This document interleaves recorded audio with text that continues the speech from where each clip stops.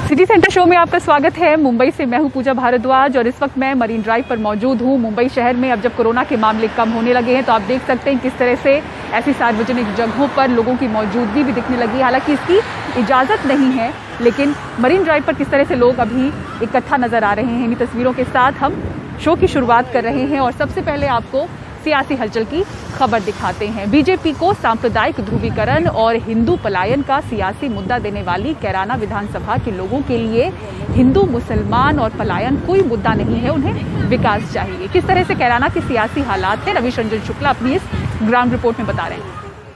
कैराना हिंदू व्यापारियों के पलायन के लिए जिम्मेदार अपराधियों को और पेशेवर हिस्ट्री सीटर को अपना कैंडिडेट बना करके समाजवादी पार्टी ने अपने वास्तविक चरित्र को एक बार फिर से प्रदेश के सामने, देश के सामने प्रस्तुत कर दिया है। समाजवादी पार्टी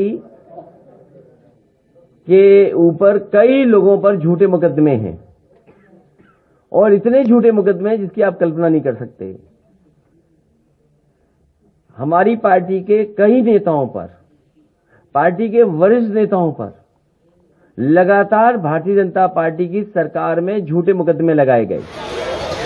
कैराना में भले ही हिंदुओं के पलायन और नाहिद हसन के मुद्दे पर सूबे की सियासत को गरमाने की कोशिश हो रही हो, लेकिन कैराना बाजार में 30 साल से दुकानदारी कर रहे और व्यापार मंडल के अध्यक्ष अनिल गुप्ता के चेहरे पर बेफिक्री है।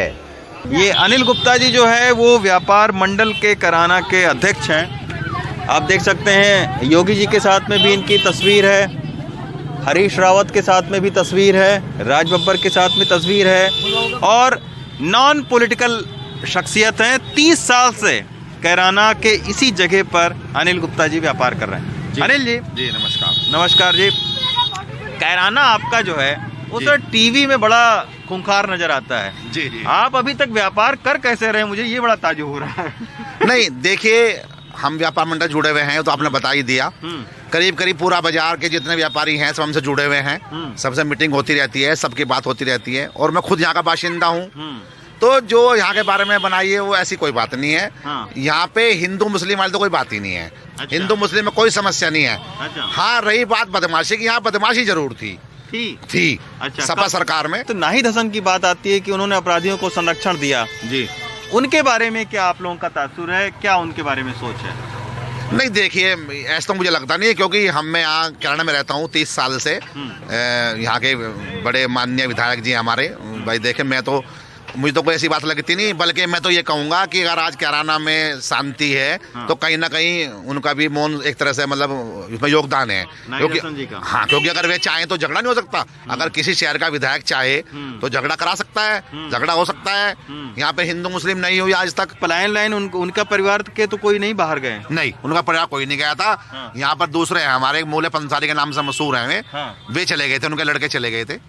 बल्कि मूले पंसारी का पोता है वो, तो जो फिलहाल रहता है, उनकी तीसरी पीढ़ी चल रही है, तो वो चले गए थे वहां से, लेकिन अब वे आ गए हैं। अनिल कुमार गुप्ता की दुकान से चंद कदमों की दूरी पर सुरेंद्र कुमार विनोद कुमार की दुकान है। विनोद कुमार की हत्या फुरकान गैंग ने 2013 में कर दी थी, लेकिन उनके बेटे हमें दुकान पर बैठे मिले। पिछले साल जब योगी आदित्यनाथ आए थे तो इन्हीं के परिवार से उन्होंने बातचीत भी की थी, मिले भी थे, लेकिन इनके परिवार से किसी ने पलायन नहीं की। हालांकि आज की तारीख में ये मीडिया से भी इनके परिवार ने दूरी बना रखी है और कोई भी मीडिया के साथ में बातचीत नहीं करता है। अब हम आपको लेकर चलते हैं कायस्थबाड़ा के उस इलाके में जहां से पलायन की खबरें 2014 में पहली बार उठी। पुनीत गोयल है हमारे साथ में, ये लोकल रिपोर्टर हैं कैराना के, और इन्होंने ही सबसे पहले खबर जो है ये लिखी थी। पुनीत, उस वक्त क्या था, अभी क्या है? उस वक्त समाजवादी की पार्टी थी, लैंड लॉर्ड पर काफ़ी कंट्रोल नहीं था, और गुंडागर्दी बहुत ज़्यादा थी। गुंडों का आतंक इतना था कि सरेआम कैराना के व्यापारियों को गोली मारकर उनकी हत्या कर दी गई थी। कैराना के व्यापारियों में उस दौरान इतनी दहशत हो गई कि उन्हें यहाँ मजबूरन प्लान करना पड़ा। अच्छा। यहाँ कैराना में हिंदू मुस्लिम की कोई ऐसी बात नहीं है, बहुत प्रेम है आपस में, ना कोई ऐसी बात है, केवल गुंडों का रास्ता। जब मुद्दा है नहीं, प्लान का मुद्दा है नहीं, जब अच्छा, जी। कोई मुद्दा नहीं है? नहीं, कोई मुद्दा नहीं है प्लान का। तो फिर ये लगातार टीवी में लगातार नेता बड़े बड़े मुख्यमंत्री हमारे कई बार भाषणों में बोल चुके हैं पलायन पलायन पलायन। नहीं, पलायन हुआ था, पहले हुआ था पलायन, रोजगार की वजह से पलायन हुआ था। हाँ, कोई बाहर गया तो उसको दिखा दिया पलायन हो गया। इस मार्केट में अगर आप दुकानें गिनो, अगर 20 दुकानें नजर आएंगी, 10 हिंदुओं की हैं, 10 मुसलमानों की, जहाँ पे खड़े हैं, और पलायन यहाँ पे कुछ नहीं हुआ। ये तो उन लोगों के मकानों में यहाँ जगह कम थी, मकान जो 10 लाख का बिकना था वो 40 लाख का बिका। अपनी जमीनों के पास जाकर उन्होंने मकान बना लिए। उनके घरों में 10-10 भैंसें गाय थी, वो जगह नहीं थी यहाँ पे। मुद्दा तो पलायन का ये, यहाँ पे कारोबार नहीं है। कम से कम 5000 आदमी रोज पानी बच जाते हैं यहाँ से। ये आम लोगों की बातें आपने सुनी। अब हम चलते हैं कैराना की राजनीति के सबसे चर्चित और विवादास्पद सपा उम्मीदवार नाहिद हसन के घर पर। नाहिद हसन पर 17 मामले दर्ज हैं। वो फिलहाल जेल में हैं। 2 बार सांसद रह चुकी उनकी मां तबस्सुम हसन भूमिगत हैं। इसके चलते उनकी बहन इकरा हसन लंदन में अपनी पढ़ाई छोड़कर कैराना लौटी हैं, लेकिन फिलहाल मीडिया के सामने नहीं आना चाहती हैं। कोई केस नहीं था, ना 2014 में था, ना 15 में था, ना 16 में था, ना 17 में था। 18 में आके जो हमारे एसएसपी थे यहाँ से, अजय पाल शर्मा, उन्होंने जो है कोई विवाद होगा था इनका आपस में, उन्होंने उस पर मुकदमा लगा दिया था। वो कैराना विधानसभा में बीजेपी की प्रत्याशी और हुकुम सिंह की बेटी मृगांकिका सिंह भी चुनावी मैदान में हैं। वो कहती हैं कैराना का सबसे बड़ा मुद्दा विकास का है। यहाँ पर मुद्दे हैं निरंतर विकास को गति देते रहना और उसे आगे बढ़ाना। यही मुद्दा है। यह मुद्दा है। विकास तो चाहे शिक्षा में हो, चाहे एम्प्लॉयमेंट में हो, किसी भी प्रकार की अपॉर्चुनिटीज को यहाँ पे बढ़ाना, वही मुद्दा है। चलिए, ये बड़ा अच्छा लगा आपके मुंह से कि आप बता रही हैं कि विकास एक मुद्दा है, क्योंकि कैराना तो हमेशा से हिंदू ध्रुवीकरण का एक मुद्दा जो है सियासी नेता बनाते रहे, खासतौर पर बीजेपी के नेता। कैराना वो जगह है जहां से संगीत का किराना घराना निकला और मशहूर हुआ। कहते हैं कभी मन्ना डे यहां आए थे तो नंगे पांव घूमते रहे। संगीत और सुरों के इस शहर को सियासत बदलने की कोशिश कर रही है, लेकिन समाज ने खुद को शायद बचा रखा है। कैराना की सियासी भट्टी में अगर नफरत के गुड़ बन रहे हों और उससे सियासी फायदा मिल रहा हो और वो नेताओं के लिए मीठा साबित हो रहा हो नफरत का गुड़, तो पलायन का मुद्दा उनके लिए जिंदा रखना मजबूरी है। यहाँ के लोगों के लिए पलायन का कोई मुद्दा नहीं है, लेकिन हमारे सियासी नेताओं के लिए अब भी ये मुद्दा बना हुआ है। कैराना से राकेश सिंह के साथ रवीश रंजन शुक्ला, एनडीटीवी इंडिया। और बिहार में बीजेपी के साथ सरकार में शामिल 2 घटक दलों जेडीयू और वीआईपी ने उत्तर प्रदेश में चुनाव लड़ने का ऐलान कर दिया है। वो बीजेपी के खिलाफ उम्मीदवार भी उतारेगी। सौरभ शुक्ला की रिपोर्ट देखिए। बिहार में जेडीयू और बीजेपी की साझा सरकार में मंत्री मुकेश साहनी यूपी विधानसभा चुनाव के लिए अपने उम्मीदवारों को टिकट बांट रहे हैं। मुकेश साहनी की पार्टी विकासशील इंसान मोर्चा कुल 165 सीटों पर अपने उम्मीदवार उतारेगी। अपने आप को मल्लाह का बेटा कहने वाले मुकेश साहनी बिहार में निषाद वोटों पर वर्चस्व रखते हैं। बिहार विधानसभा में 4 विधायकों के साथ बीजेपी और जेडीयू सरकार में शामिल मुकेश साहनी के सुर यूपी आकर बदल जाते हैं। सब बात नहीं कीजिए, चुनाव हम लोग लड़ रहे हैं और 165 सीट का मेरा घोषणा, उससे अधिक सीट लड़ेंगे, लेकिन अभी सब तैयारी। आज फर्स्ट फेज और सेकंड फेज का नाम का घोषणा हो जाएगा और सारे कैंडिडेट यहाँ पे आए हैं, उनको सिंबल भी मिल जाएगा और फेज बाय फेज हम लोग पूर्वांचल में अधिक सीट होगा तो उसको हम लोग तैयारी कर रहे हैं। मजबूती से वीआईपी पार्टी, कितने मजबूती से चुनाव लड़िएगा? फुल। आज जैसे भारतीय जनता पार्टी समर्थन देके सरकार चला रहे हैं मुख्यमंत्री नीतीश कुमार जी के नेतृत्व, तो उसी तरीके से हम सरकार चला रहे हैं। हमारी दोस्ती से बिहार में, उसके बाद हम पूरे भारत में स्वतंत्र हैं। वहीं बिहार के मुख्यमंत्री नीतीश कुमार ने भी यूपी में बीजेपी से अलग चुनाव लड़ने का फैसला किया है। जेडीयू ने मंगलवार को लखनऊ में प्रेस कॉन्फ्रेंस कर अकेले चुनाव लड़ने का ऐलान किया। अपनी प्रेस कॉन्फ्रेंस में जब उन्होंने जनता दल यू को छोड़ करके अपने यूपी के चुनाव में मित्रों की संख्या में निषाद पार्टी और अपना दल का नाम लिया, तो हम उनसे अपने आप ही अलग हो गए और हमने तय किया कि पार्टी की पहचान और नारों को लेकर के हम अकेले चुनाव लड़ेंगे। और एक लिस्ट यूपी पार्टी के पास पहले से ही है। कल दिल्ली में बैठक होगी और हम उम्मीदवारों की पहली सूची कल जारी करें। सूत्रों की माने तो जेडीयू की तैयारी बीजेपी के कुर्मी वोट बैंक में सेंधमारी करने की है। बीजेपी ने कुर्मी वोट बैंक को साधने के लिए अनुप्रिया पटेल के अपना दल से तो निषाद वोटों के लिए निषाद पार्टी से गठबंधन कर रखा है। चुनाव के नतीजे बताएंगे कि जेडीयू और मुकेश साहनी की वीआईपी पार्टी कितना वोट पाते हैं। सीट जीतना तो दूर की बात है, क्या इनकी जमानत भी बचेगी। जेडीयू 2012 में अकेले यूपी में चुनाव लड़ चुकी है, जहां पर उसे बुरी तरीके से हार का सामना करना पड़ा था। पर सवाल यह है कि बिहार में सरकार में साथ हैं तो यूपी में क्यों अलग। क्या ये बीजेपी पर दबाव बनाकर कुछ पाने की साजिश तो नहीं। सहयोगी बिलाल के साथ लखनऊ में Saurabh Shukla, NDTV India.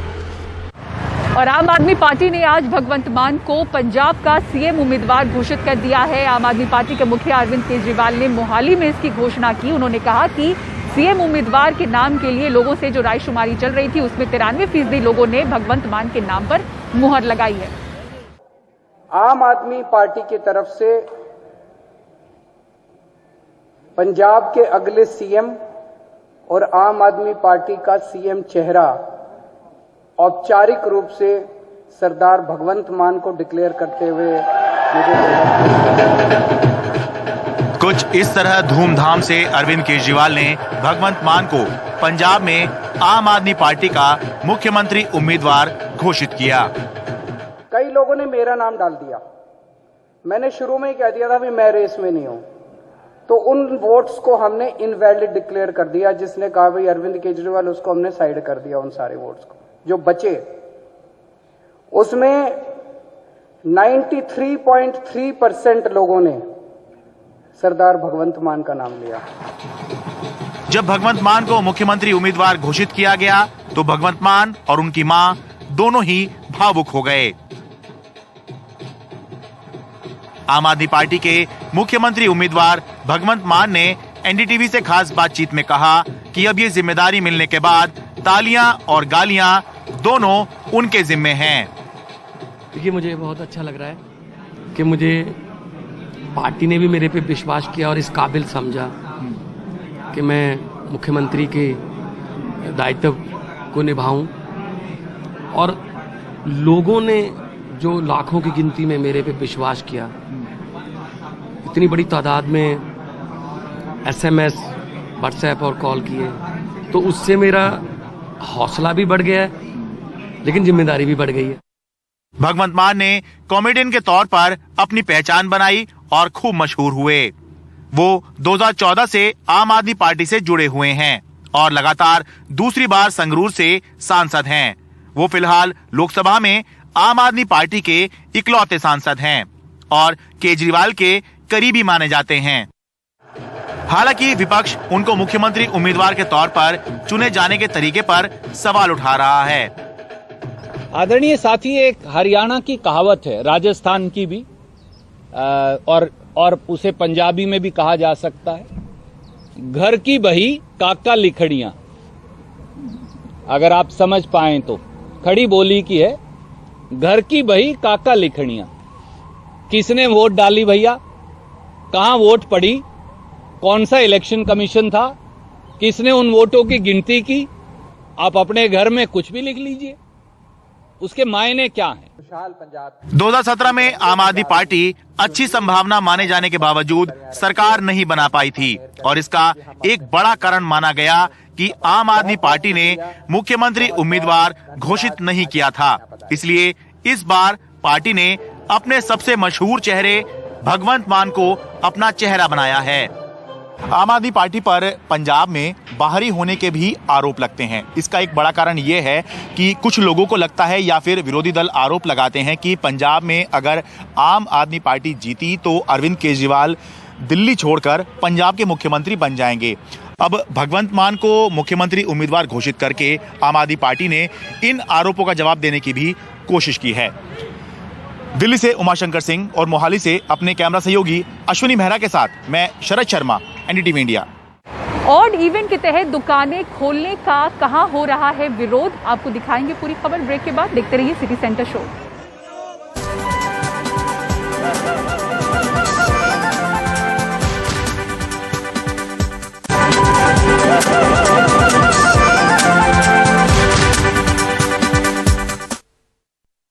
Corona को देखते हुए दिल्ली के बाजारों में दुकानें खोलने के लिए ऑड और इवन का नियम लागू है, लेकिन दुकानदार इससे नाराज हैं।